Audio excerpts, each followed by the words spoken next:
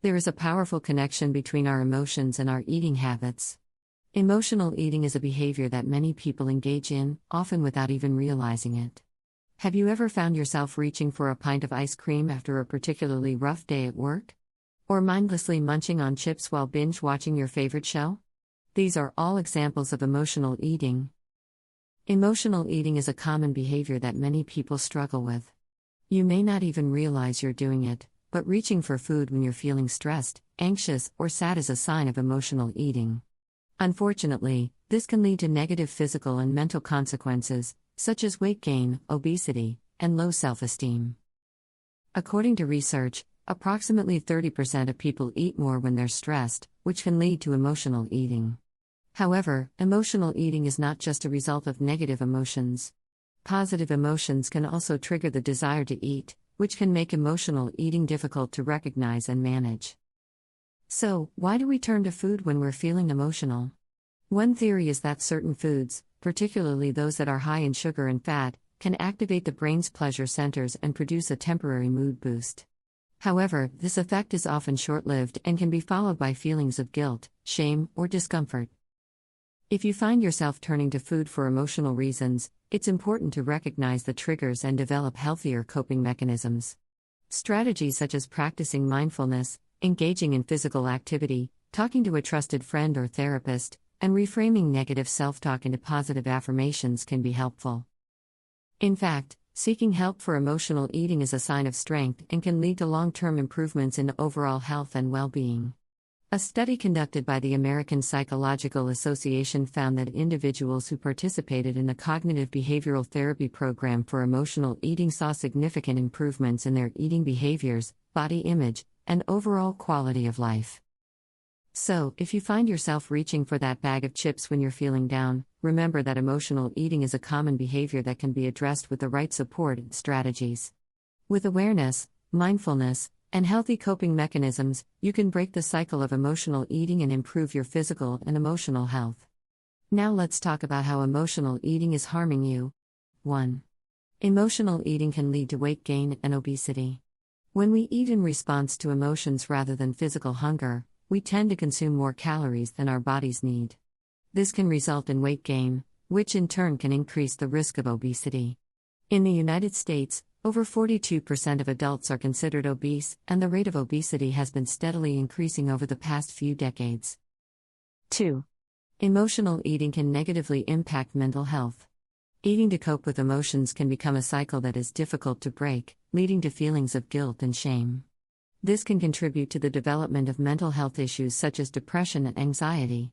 According to the World Health Organization, depression is the leading cause of disability worldwide, and anxiety disorders affect over 260 million people globally. 3. Emotional eating can increase the risk of chronic diseases. Consuming a diet high in processed and sugary foods, which are often the go-to choices for emotional eaters, can increase the risk of chronic diseases such as heart disease, type 2 diabetes, and certain types of cancer. In the United States, heart disease is the leading cause of death, and over 34 million people have been diagnosed with diabetes. 4. Emotional eating can impact self-esteem and body image. When we turn to food as a way to cope with emotions, we may feel like we are losing control over our eating habits. This can lead to negative thoughts and feelings about our bodies and self-esteem.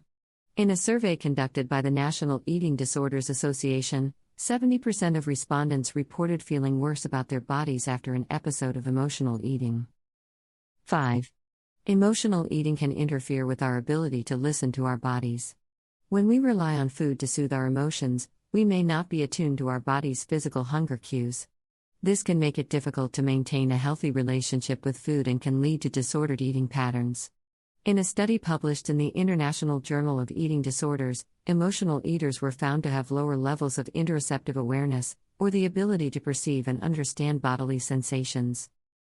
How to know if you or someone you know has a problem with emotional eating? 1. Eating in response to emotions. One of the key characteristics of emotional eating is using food as a way to cope with emotions. If someone frequently turns to food for comfort, stress relief, or to manage difficult emotions such as sadness, anxiety, or loneliness, it may indicate emotional eating. 2. Eating when not physically hungry. Emotional eaters often eat when they are not experiencing physical hunger. They may have an urge to eat even after a meal or eat excessive amounts of food in a short period. This mindless eating can be an attempt to distract or numb emotions. 3. Craving specific foods. Emotional eaters often have strong cravings for specific comfort foods, such as sugary snacks, salty treats, or high-fat foods. These foods are typically associated with pleasure and temporary relief from negative emotions. 4. Eating in secrecy. Emotional eaters may feel embarrassed or ashamed of their eating habits and may engage in secretive eating behaviors. They may hide or hoard food, eat in isolation, or feel a sense of guilt or remorse after an episode of emotional eating. 5. Eating as a primary coping mechanism. Emotional eaters heavily rely on food as their primary method of coping with stress, sadness, or other emotions. They may struggle to find alternative, healthier ways to manage their emotions and turn to food as a default response. 6. Feeling out of control around food. Individuals with emotional eating tendencies often report feeling a loss of control when it comes to their eating habits. They may experience difficulty stopping or regulating their food intake, even when they are aware of the negative consequences. 7. Emotional distress after eating. While emotional eating may provide temporary relief, individuals often experience a subsequent wave of negative emotions. They may feel guilty, ashamed, or disappointed in themselves after giving in to emotional eating. 8. Weight fluctuations or weight gain. Emotional eating can lead to weight fluctuations or weight gain over time. If someone consistently struggles with weight management despite efforts to maintain a healthy diet and exercise routine, emotional eating could be a contributing factor. You may wonder, how can you help yourself or others with emotional eating? 1. Identify triggers. Start by recognizing the emotions or situations that trigger your emotional eating episodes. Keeping a food and mood diary can help you identify patterns and gain insight into your emotional triggers. 2. Develop alternative coping mechanisms. Find healthier ways to cope with emotions instead of turning to food. Engage in activities that you enjoy and that help you relax, such as taking a walk, practicing mindfulness or deep breathing exercises, writing in a journal, or listening to music. 3. Build a support system. Reach out to friends, family, or a therapist who can provide support and understanding. Having someone to talk to about your emotions can help alleviate the need to turn to food for comfort. 4. Practice mindful eating. Pay attention to your eating habits and the sensations of hunger and fullness. Slow down and savor each bite, noticing the taste, texture, and aroma of the food. This can help you become more in tune with your body's cues and prevent mindless emotional eating. 5. Create a supportive food environment. Stock your pantry and refrigerator with nutritious foods that you enjoy.